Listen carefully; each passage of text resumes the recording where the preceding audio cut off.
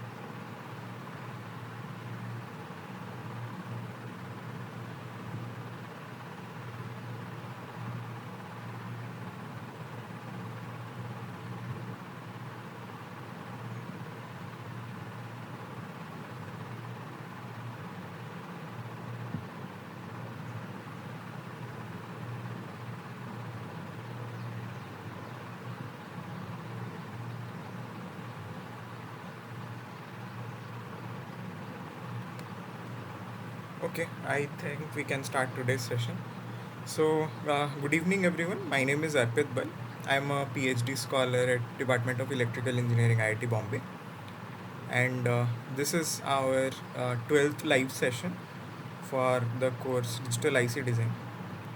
And I am your PMRF NPTEL TA. Okay. So let us see what we have covered so far. So in week one's live session, we covered few numericals related to VTH variation with body effect. Okay, and we did some basic calculation related to the NMOS, the current flowing through an NMOS transistor, given the VG and other conditions. We also did some questions related to channel length modulation, okay, but primarily it was on NMOS. So anyone who is willing to revise these concepts, they can go back to the week one's live session recording that is available on the YouTube channel. The slides are also uh, uploaded. Okay, so the Excel sheet is there with you. So before the examinations, you can go through all these concepts. So I have mentioned in what week we have covered which topics, and accordingly, whichever topic you have a doubt in, you can go and revisit them and see what questions we solved and how it was solved. Then in week two, we did questions related to the drain induced barrier lowering. That was another short channel effect. And we did some questions related to junction capacitance. And there were more numericals related to PMOS. In the first week, we were mostly focused on the NMOS part. In week two, we were concentrated more on PMOS.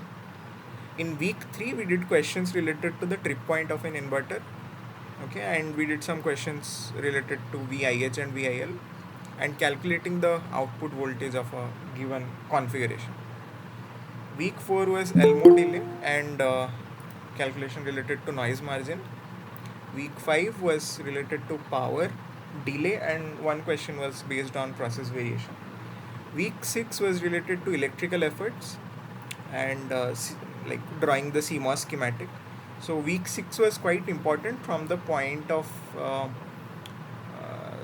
view that these concepts were also used in week 10 and week 11. So week 6 was had a bunch of concepts, and there was capacitance calculation and gate sizing as well.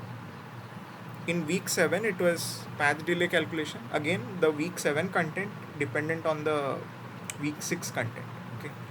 Then delay optimization, logical effort, parasitic effort, and electrical effort. Week 8 was related to some special circuits which obey a property called as mirroring property, and we did some questions to see how to validate whether a circuit follows the mirroring nature or not, and we saw what are the merits of that if a circuit obeys this mirroring property. Right? We also did few numericals related to pseudo and MOS logic. Week 9 we did arithmetic circuits. Week 10 was sign representation, multipliers. Week 11 was pipelining, TD to Q and TC to Q, and other things, right? Okay, so before starting today's session, so there is an announcement to make. So tomorrow there will be an extra session. In that extra session, we will explore an open source tool. I will give a tutorial starting from the very scratch, like starting from installation, where to find the model files and all, and how to use that tool, what are the various control statements and all basic syntax. Okay, so tomorrow is 17th, right? Yeah, so 17th April. Just give me a moment, let me check the time, at what time we have that extra session. So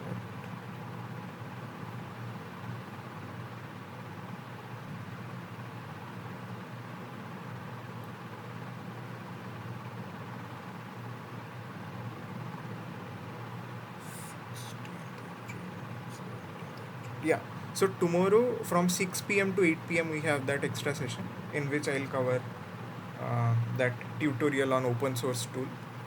So yeah, so whatever concepts we have studied in this complete lecture, you can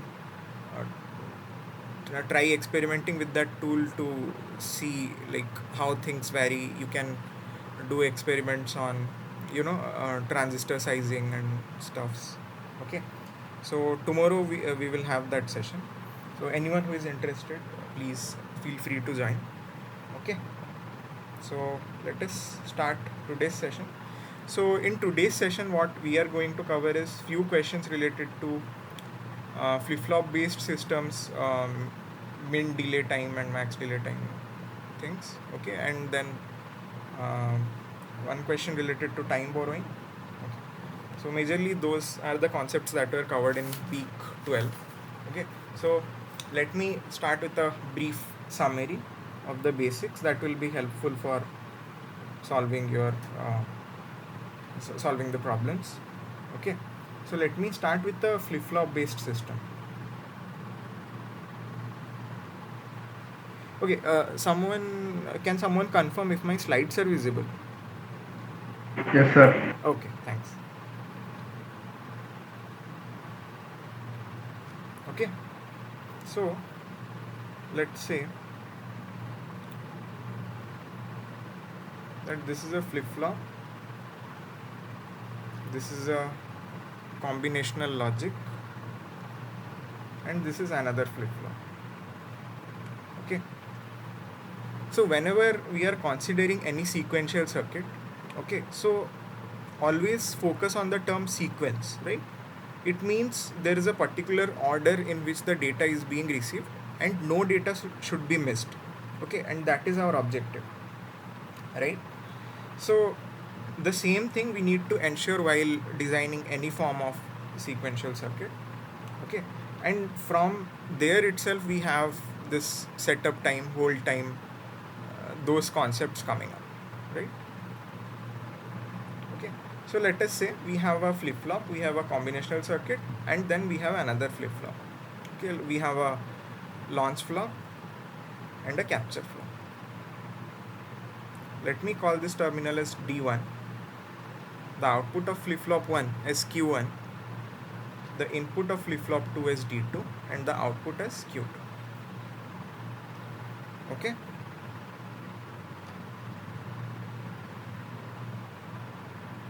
let's say this is my clock. Okay, and the Q1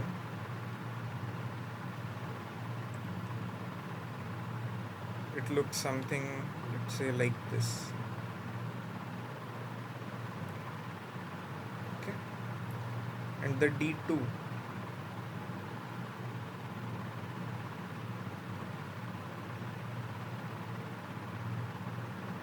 goes on for some time and then it looks something like this.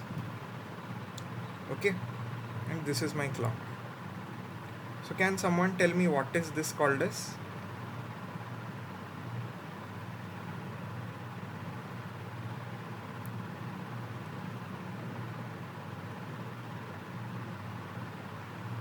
TCQ? Yeah, so this is TPCQ. Okay, propagation clock to queue. Okay, similarly,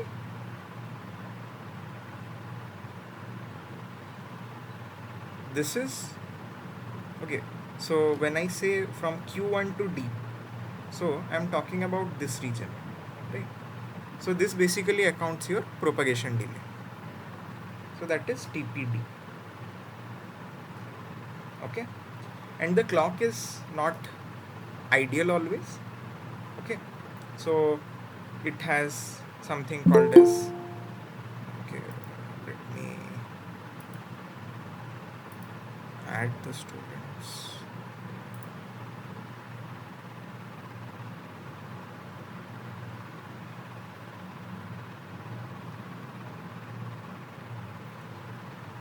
Yeah, okay, so it can have something called as a jitter, or there is a possibility that the clock can have some other non-ideality like a skew. Okay, so we need to take into consideration that one.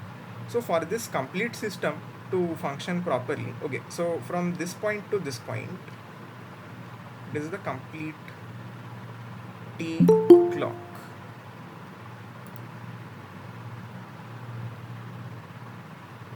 Okay,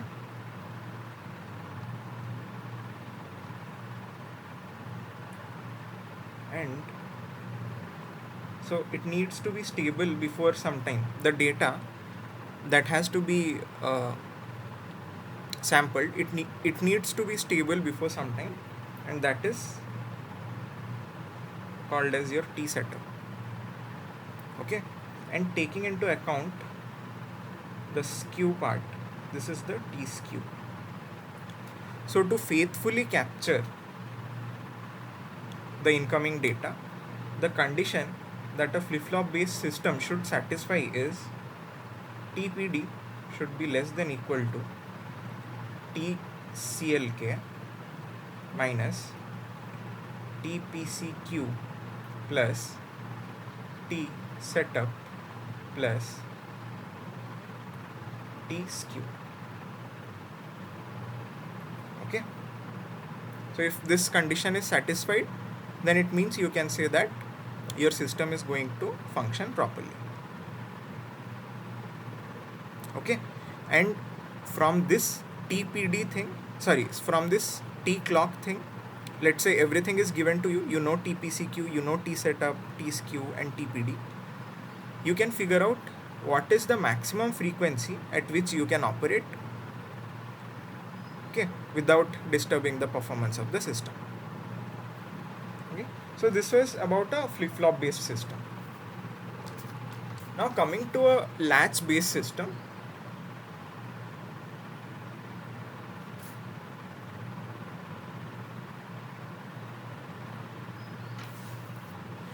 Okay,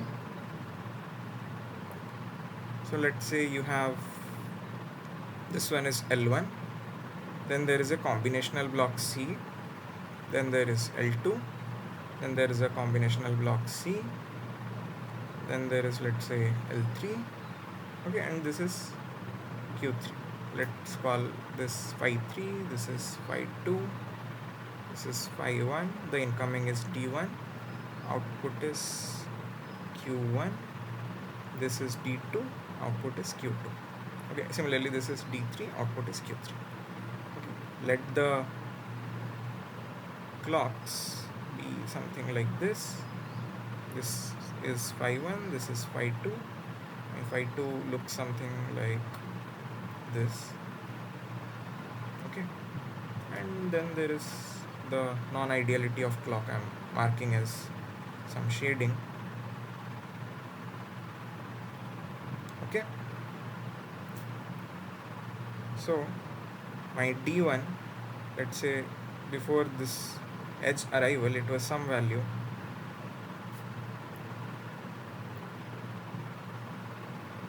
okay, it should be here.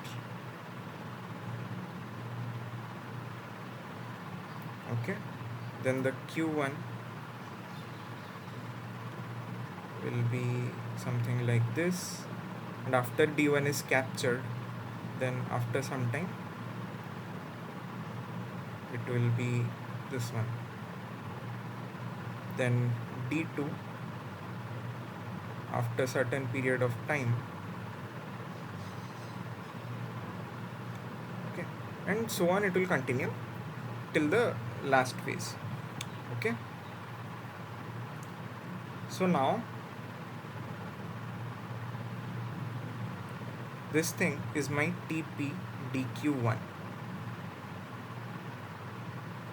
Okay, from D1 to Q1.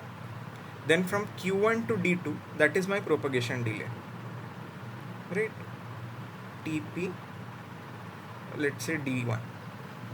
Okay, similarly these things will go on till Q3. So I can write it as TP D1 plus, sorry,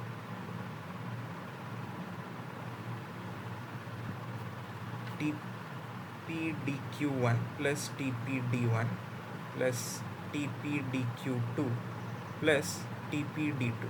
So TP DQ2 is for this path. Okay, I haven't drawn the timing waveforms here. Okay, and then TP D2 is for this path. Okay, so my circuit to perform properly, if TC is the clock period, okay, so what should be this inequality?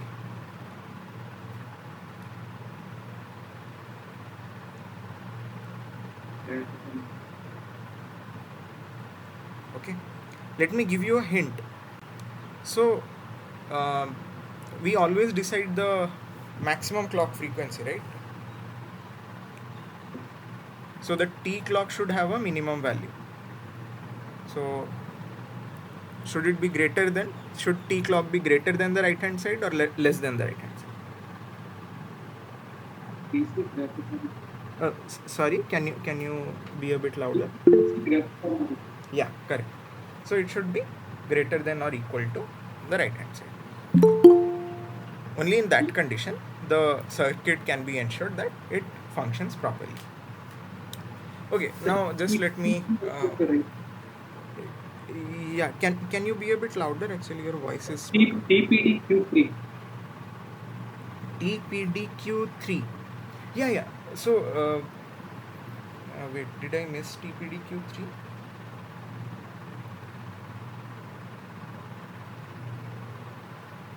Okay, yeah, sure. Yeah, for the last one. Okay, so similarly, if you have a bunch of blocks, so you can go on writing the right hand side as much as it is needed. Okay. Okay, so now let me briefly mention about the concept of maximum time borrowing. Okay, so this time borrowing concept only arises if you have a latch. Okay, in case of a flip-flop, it is not present.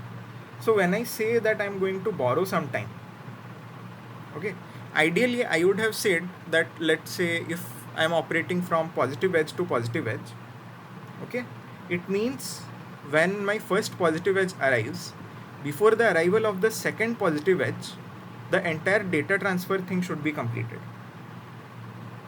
Okay, but we know that latch is a level sensitive device. Okay, so it means I need not only stop at the positive edge. So my data transfer can go on till the positive level is high. Okay, so that is what refers to your time borrowing. So the additional time you are taking from the positive edge or the negative edge till the complete, not complete, till the active edge is present. Okay, and your data transfer is still not yet completed, then that is called as a time borrowing. Let me draw a diagram. I think that will be better for the understanding. So,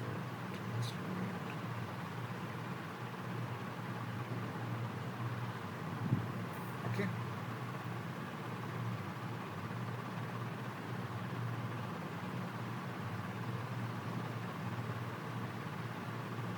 Okay, so let's say I have a latch L1, I have a combinational block C, I have a latch L2. Okay, so okay.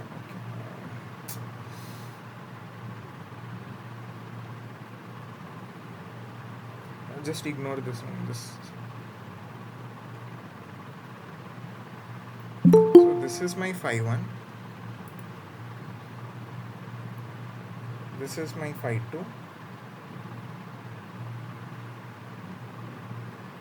Okay, and then I have t, which is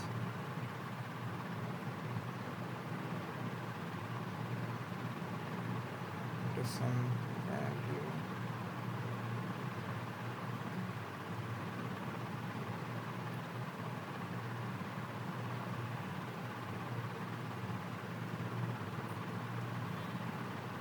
Okay, so my entire clock period is Tc. Okay, so means from this to this it is Tc by 2, and this is Tc by 2. Okay, and so this is the non-overlapping period, T non-overlap. So similarly, okay, so this edge, let me draw it a bit here. So this period is the non-overlapping period in the right hand side, T non-overlap. Okay, and let's say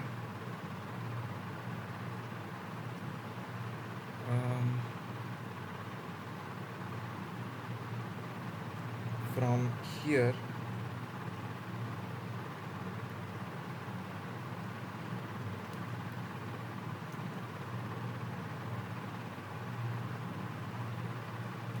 till here, this is my T setup. Okay, the time before which the data needs to be stable. Okay,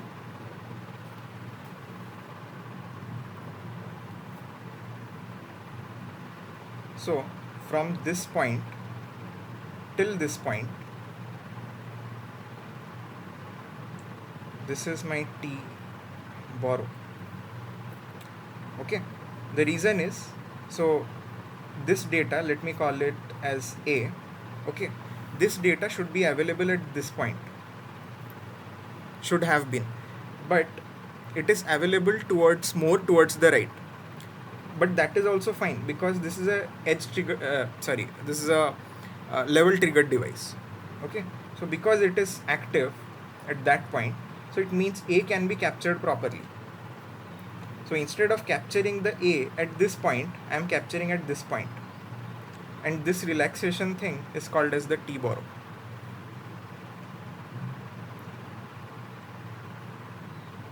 Okay, so what will be the T borrow from this image? So I know that this complete thing is Tc by 2. Okay, and this portion is my T non-overlap. Okay, so my T borrow is going to be Tc by 2 minus T non-overlap plus this setup time. Okay, and let's say I have so non-overlapping clock, it sounds to be a very good thing, right? Because when overlapping comes into picture, we have seen a lot of issues arising. But there is a maximum limit to how much non-overlapping we can tolerate, because if we go on increasing the non-overlapping portion, the T borrow is going to be reduced to 0. Okay, so with this brief introduction, let us start today's session. Okay, let me also note down the formulas. So slide. Okay,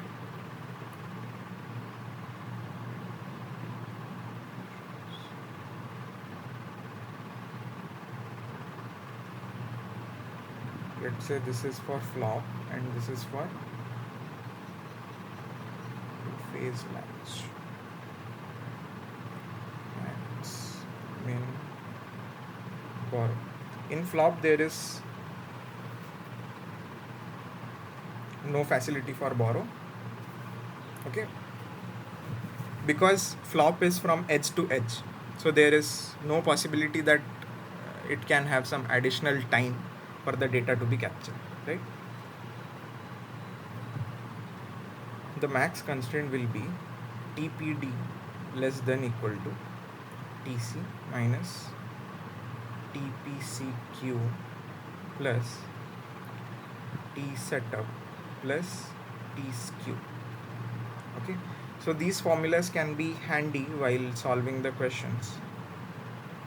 T hold minus TCCQ plus T skew. Okay, and in the two-phase latch case, it will be TPD1 plus TPD2 less than equal to TC minus 2 TPDQ. Okay, assuming that both the latches are identical. Okay, so that's why this thing became 2PDQ. TCD1 TCD2 greater than equal to T hold minus TCCQ minus T non-overlapping plus T skew. And this one we just saw it. This was TC by 2 minus T setup plus T non-overlapping plus T skew. Okay. Okay, with that brief introduction, let us start the problem solving session for today. Okay, for sequencing using flip-flops, determine the maximum logic propagation delay available within a 350 picosecond clock cycle. Assume there is no clock skew and no time borrowing. Obviously, in case of flip-flop, there is no time borrowing, but you can assume that there is no clock skew. Okay. So, my TP max is equal to T clock minus TPCQ plus T setup plus T skew. It is given that there is no clock skew, so it is 0. This equals T clock minus TPCQ plus T setup. So the T clock is given as 350 picosecond. So 350 minus, what is my TPCQ? For a flop it is given as 35. 35 plus what is the T setup? That is 50. Please calculate and let me know what is the value.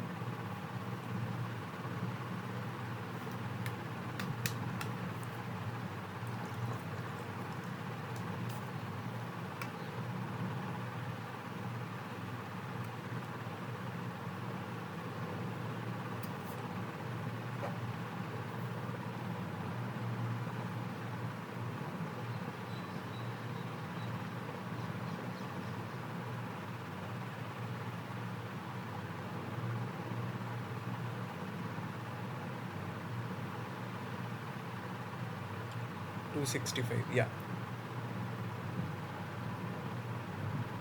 So 265 picoseconds. That is my TP max. Okay. Moving on to the next question. Okay, so the next question is, okay, it's for sequencing using flip-flops, determine the maximum logic propagation delay. Okay, in this case we have to assume, so the question is same, only thing we need to assume is there is a clock skew of 45 picoseconds. Okay, so try to solve this on your own, because question 1 we have already done with assumption that T skew is not there. So please solve it and let me know what is the final answer you obtain.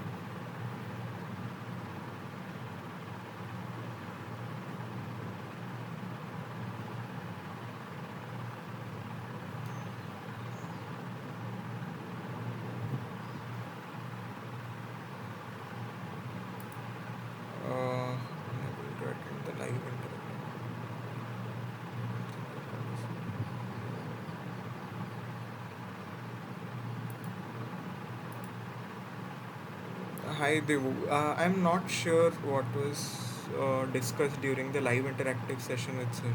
So maybe you can ask your fellow classmates if they want to. If anyone wants to answer this question, can they please?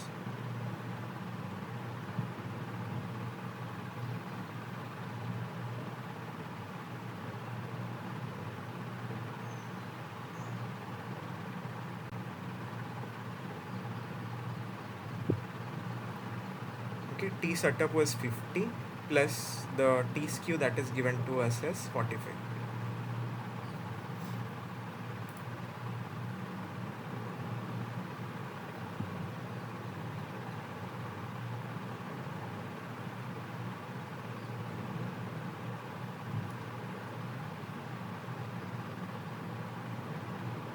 Yeah, it is 220 picoseconds. Okay.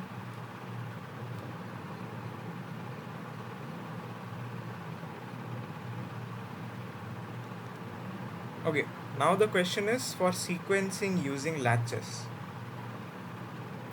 Okay, determine the maximum logic propagation delay available within a 350 picosecond clock cycle. Assume there is no clock skew and no time borrowing.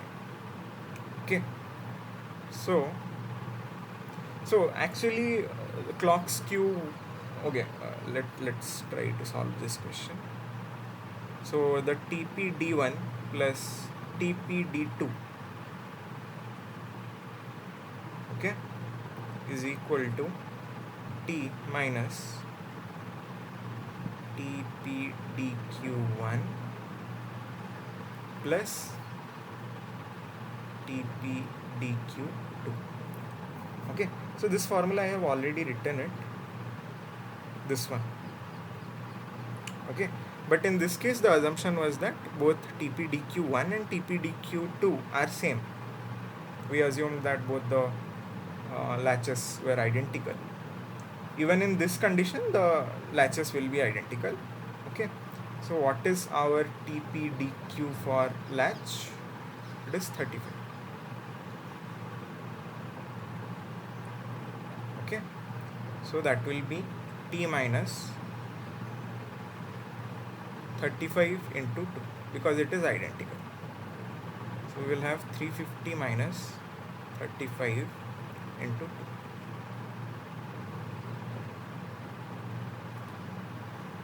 That is 280 picoseconds. Sir, in the question it is not mentioned if it is relapse. Sorry, I can't hear you actually. Can you repeat again? Sir, in the question it is not mentioned it is a 2 lab system or 3 lab system.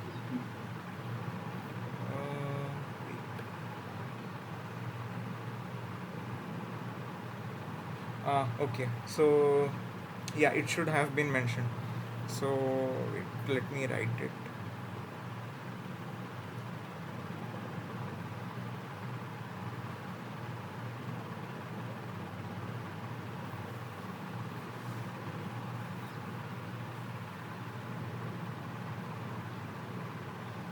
Okay, is that fine? Okay. Yeah.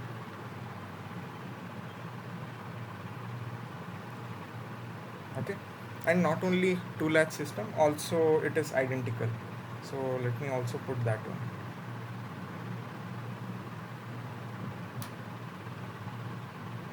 Okay, because from this data actually it is assumed that identical will be inferred, but anyways, so it is identical latch. Okay, so moving on to the next question.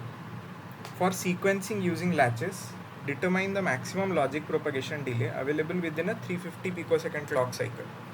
Assume there is a clock skew of 50 picosecond and no time borrowing. Can someone answer this question? It's same as question 3, but in this case you have a clock skew of 50 picoseconds.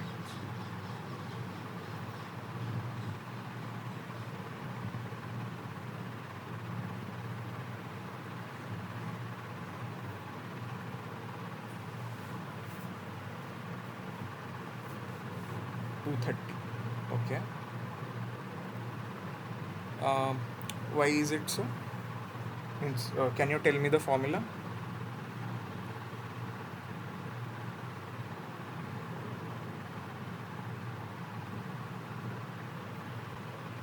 TC, TC greater than TPD plus TPCP plus TCP. Okay. So Uh, TP, okay. But in a two-phase latch system, so for the max constraint, will this Q come into picture?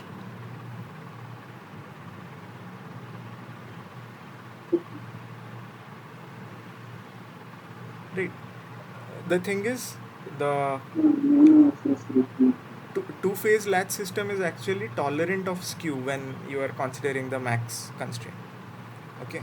So if only one edge would have moved, so then it would have been a problem. But skew is like, so if you have a clock distribution network, let's say one clock is situated in location A, which is a few millimeters, which is at a distance of, let's say, few micrometers. Let's say there is another location B, which is 10 times the distance between A and origin. Okay, it means the location B's clock will be a bit delayed. So that is like different points having different arrival time of clock. That is clock skew. Okay, so that is not going to hamper your the max constraint in a two-phase latch system. Okay, so the two-phase latch system is skew tolerant for max delay constraint. So the answer will be same, 280 picoseconds. Okay, and because of that reason, you see in the max constraint, there is no term which takes into account the skew. Oh, Okay.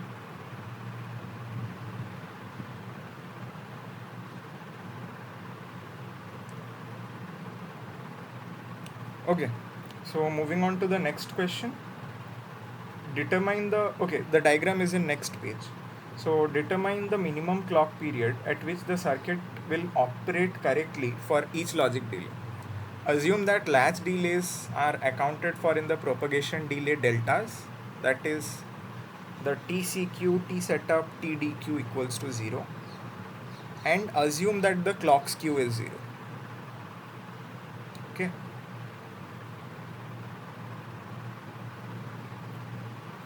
Okay. So for this condition, we have to figure out what is the minimum clock period at which the circuit can operate correctly. Okay. For this circuit to operate correctly, we need to ensure that there are two loops. So this is loop 1 and this is loop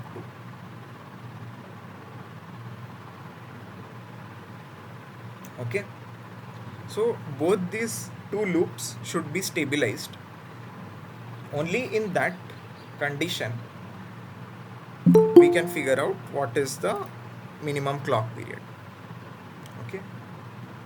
So for both the loops to be stabilized, it needs to operate at a frequency that can accommodate for the maximum propagation delay of the two loops. Correct. So let me put it like this: max delay L1, comma delay L2.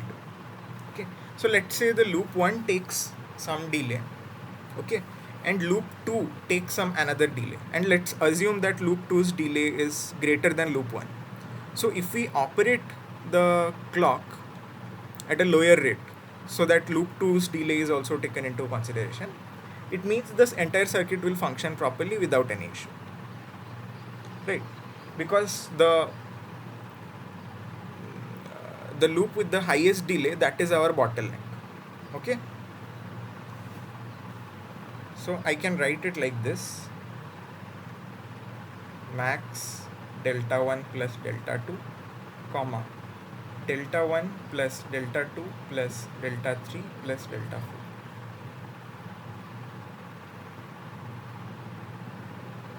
4. Okay, but if you can see, from delta 1 till delta 4, okay, so my t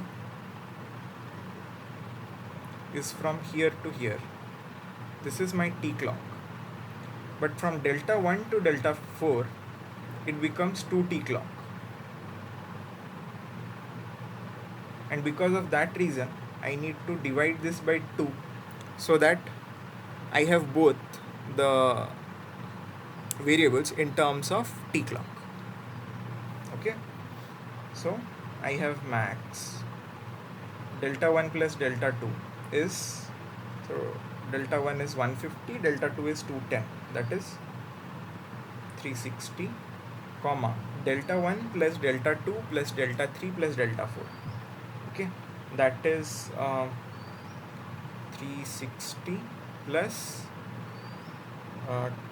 this is 250, I guess. Yeah, this is 250 by 2. It's 360 comma 510 by 2.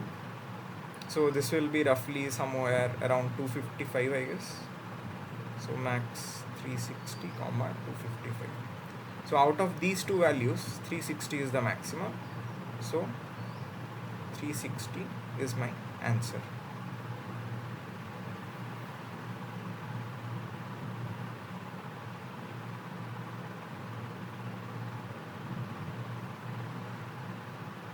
Okay.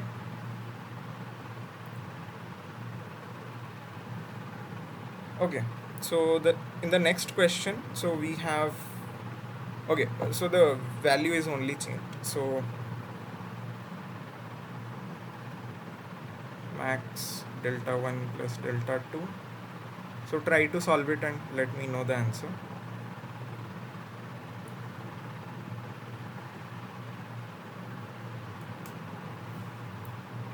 What is the max clock period at which it can operate properly?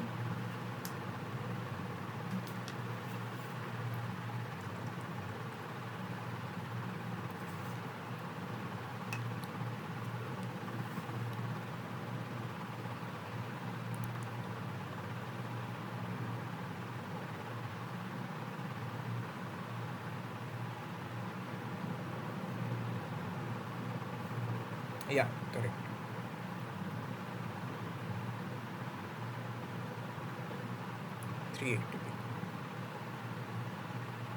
Okay, so this one is 360 and this one will be 360 plus 400. Okay, that is 760. 760 by 2 is 380. So the right hand side thing is greater one, that is the maximum, so it is 380p. Okay, so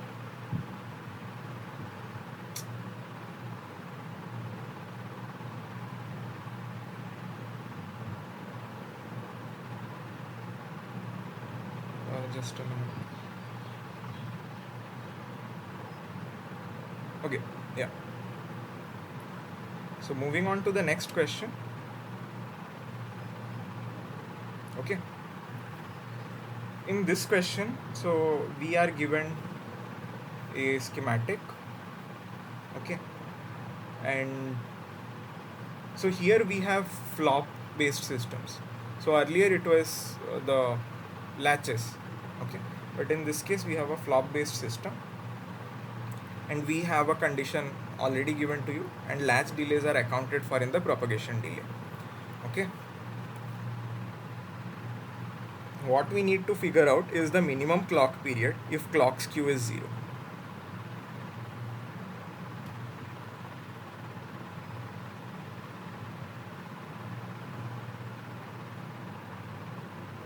Okay.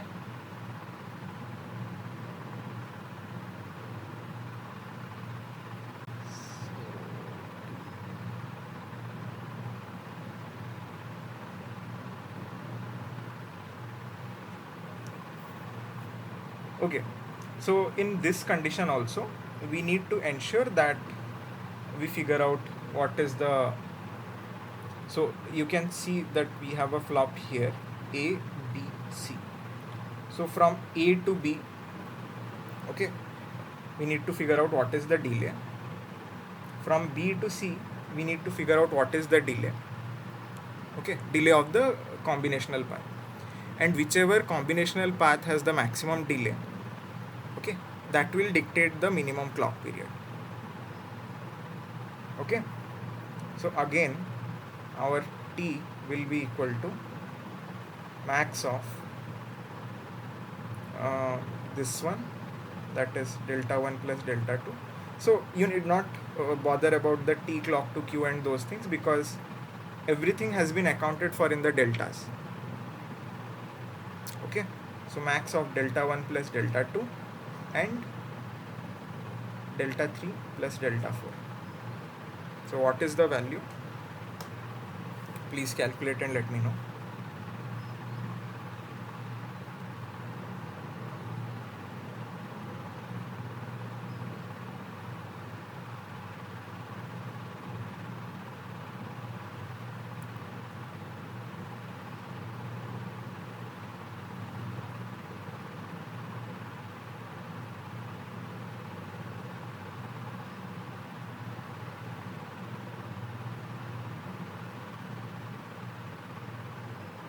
Okay, yeah, so 450 is correct.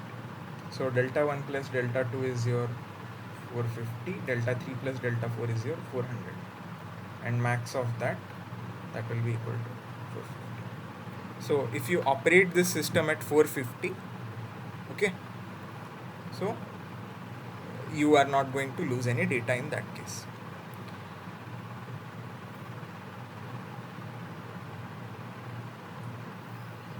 What is the minimum clock period if the clock skew is 45?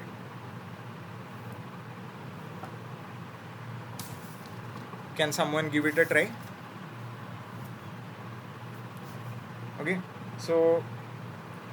so here they have not mentioned that clock skew is taken into consideration. It means if I take clock skew into consideration, okay, so because we are dealing with worst case always, so it means I am looking for something that is going to increase my propagation delay within these blocks. So let's say clock skew is added in such a way that it increases the propagation delay. So it will be plus clock skew, right? So it will be delta 1 plus delta 2 plus T skew, comma, delta 1 plus delta 3 plus delta 4 plus T skew. Now what is the answer?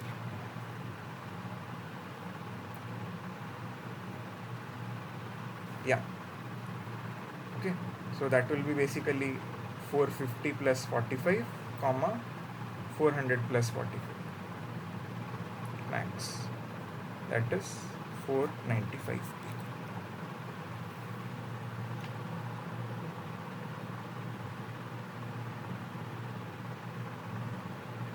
Okay, so yeah, so these were the set of questions that I thought of covering today. And so for the students who joined late, so I made an announcement that tomorrow there will be an extra session in which I'll cover an open source tools tutorial. So that open source tool is used for simulating transistor based designs. Okay, so we will see how to, starting from the very scratch, from installing that tool, then basic commands using that tool, how to download the model files, from where to get it, everything. So that thing I will cover tomorrow.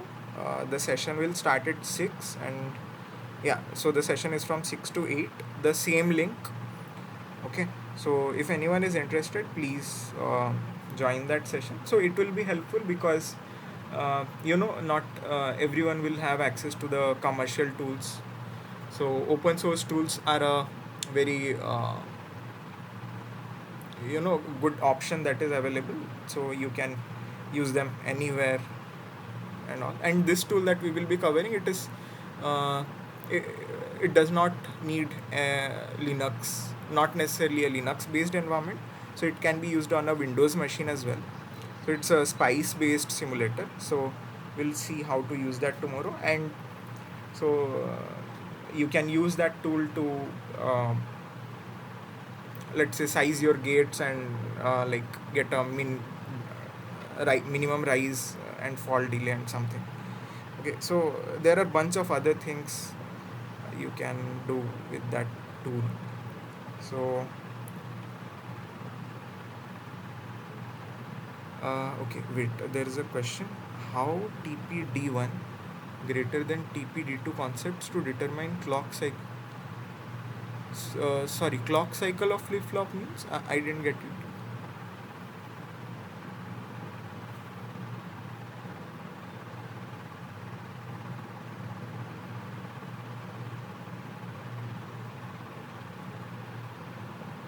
Okay, are you referring to question 7?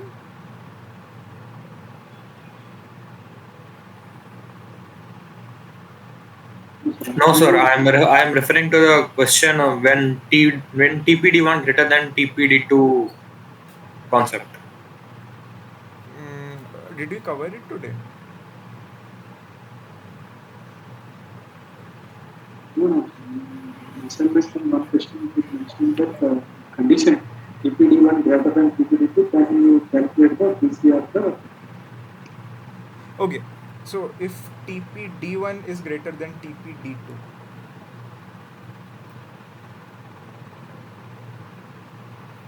the clock cycle of flip flop.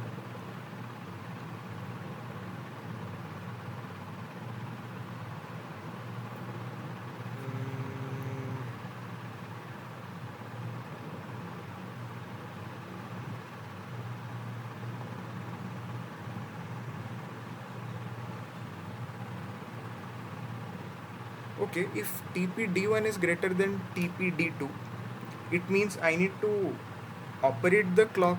It's the same question as question 7, right? So you see in this case, the TPD1 is greater, right? So we are operating at that clock period so that we are not going to miss any data. Okay, let us assume that we are going to operate at 400 in this case. Okay, so if I operate at 400, this portion of the circuit can function properly because it is taking 400 to generate the data from here to here. Okay, keeping everything in mind, like the setup and everything. But this one would not have been ready.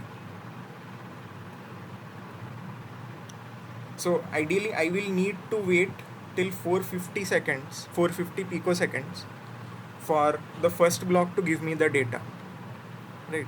And because of this reason, my first block is going to dictate my clock period.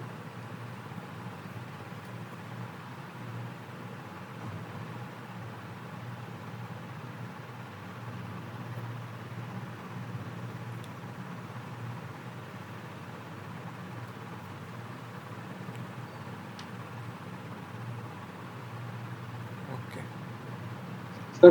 Can you explain the whole equation? Minimum. Which one? Which one? Can you type it? I think Dhananjay, your voice is not. Sir, in the first slide you written the equations now. Yeah, yeah.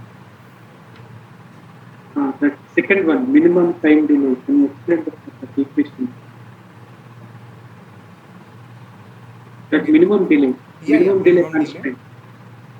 Sir, can you explain that minimum delay constraint with waveform? Yeah. Okay. So the minimum delay concept arises from this fact that I need to hold my data for a certain period, so that okay, let me see if I have a diagram. I think that should be better.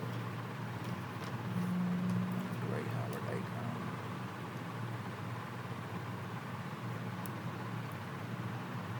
Actually, if I mention it verbally, I means I won't be able to describe it. So just give me a moment. Let me see if I can find a diagram.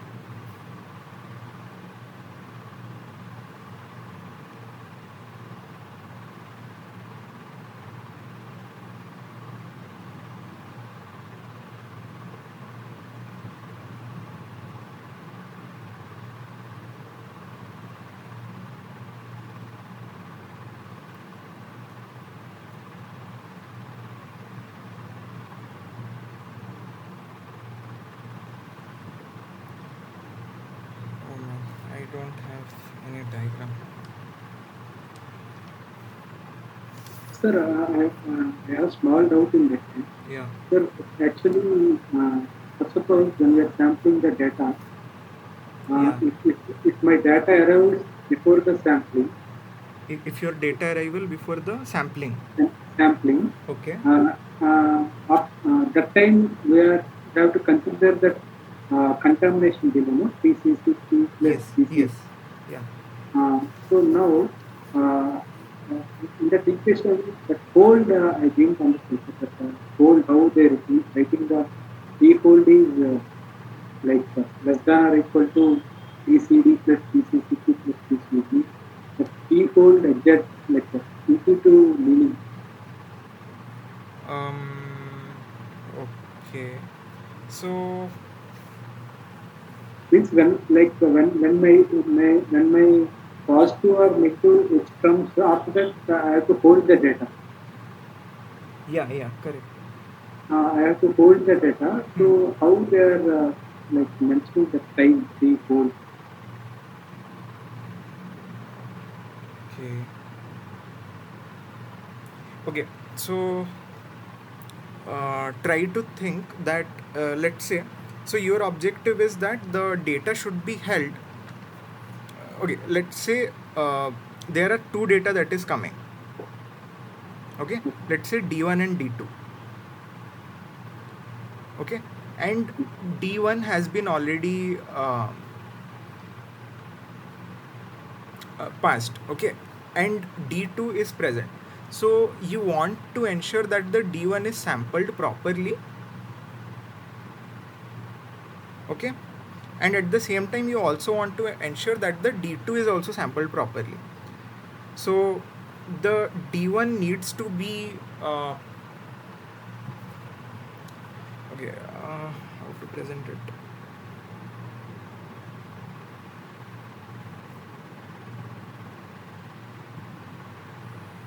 So what I mean to say is the D1 should not change before the sampling edge arrives. Okay, but wait, I should give a proper explanation to this.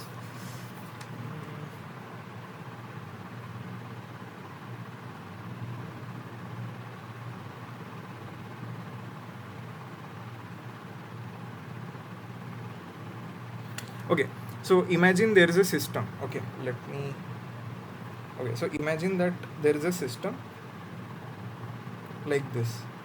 Okay, this is something, this is, I'm not calling it as a flip-flop or anything. And let's say, so it is capturing the data D1 with the first edge. Okay, and to be reflected at the output, it also needs to be captured at the second edge.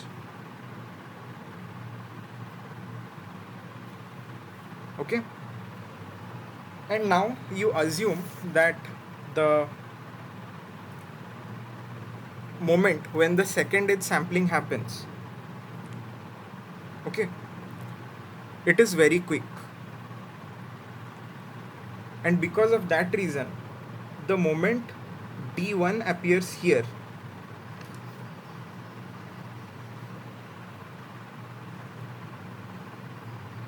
okay, not very quick means very early. So what happens is when D1 arrives here, so by that time it has already sampled and it is not going to present D1 to the output. Instead, what it will do is it will present the next block of data that is present and it will be sampling that. Is that explanation clear? I think it's not clear, but I'm looking for some images. Okay, Dhananjay, what I will do is I will try to search for a good explanation of this concept, and I'll put that image in the like recorded Okay. lecture. Will that be fine? Yes, Because sir. I think verbally mentioning it, I won't be able to explain that concept. It's a Okay, sir. yeah. So I'll search for a good image and I'll put that link. Okay, sir. Okay. Okay. So yeah, and so this is basically our last live session in terms of this course. So tomorrow is the extra session. So is there anyone who has any feedback that they want to tell me regarding the pace of the live sessions that were taken?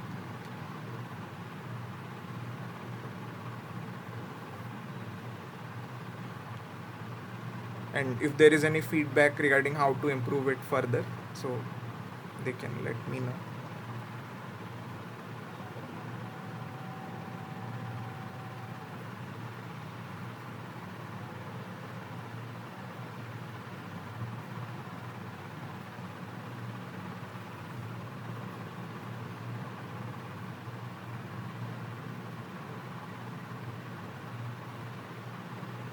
Okay, so I think we can wrap up today's session. So thanks everyone for joining. So I'll be here. Yeah, yeah. Thanks everyone. I, yeah,